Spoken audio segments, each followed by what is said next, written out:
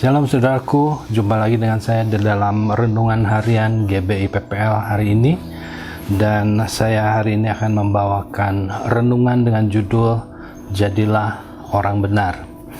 Bapak Ibu Saudara, satu sore seorang mahasiswa mengobrol di satu halte bis sambil menunggu bis kota di halte Universitas Pajajaran, dan dia mengobrol dengan seorang peminta-minta.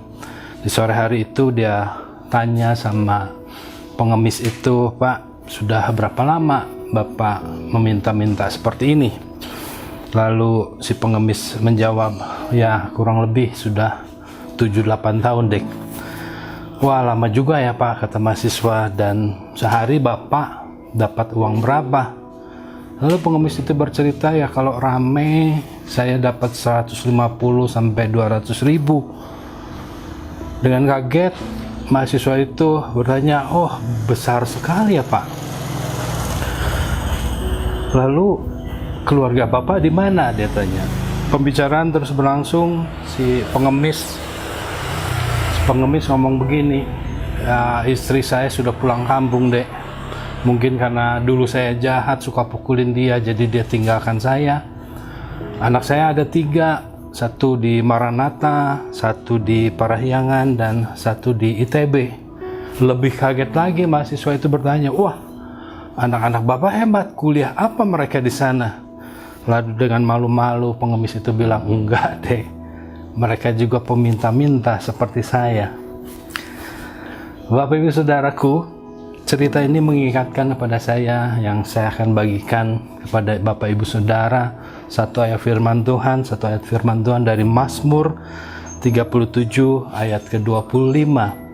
Mazmur 37 ayat ke-25 berkata begini, "Dahulu aku muda, sekarang telah menjadi tua, tetapi tidak pernah kulihat orang benar ditinggalkan atau anak cucunya meminta-minta roti."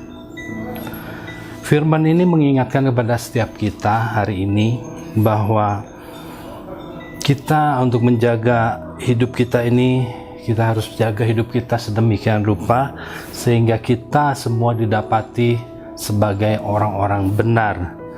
Menjadi orang benar itu adalah satu syarat kita yang pertama hidup di dalam pemeliharaan Tuhan, kita dijagai, kita dipelihara, kita tidak ditinggalkan, kita tidak diabaikan.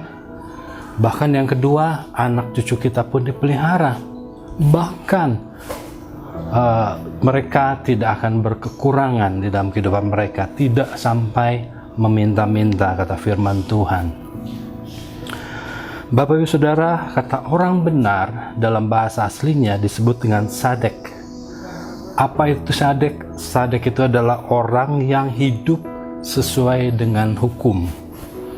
Di dalam kehidupan kita punya hukum negara, kita punya hukum Tuhan, yaitu firman Tuhan. Nah, kalau kita mau jadi orang benar, kita harus memenuhi hidup dengan hukum-hukum baik negara maupun hukum Tuhan, yaitu firman Tuhan. Situasi ekonomi saat ini sedang sulit, kesesakan hidup terjadi bagi setiap orang. Kita mungkin jadi salah satu orang yang di PHK di dalam pekerjaan kita.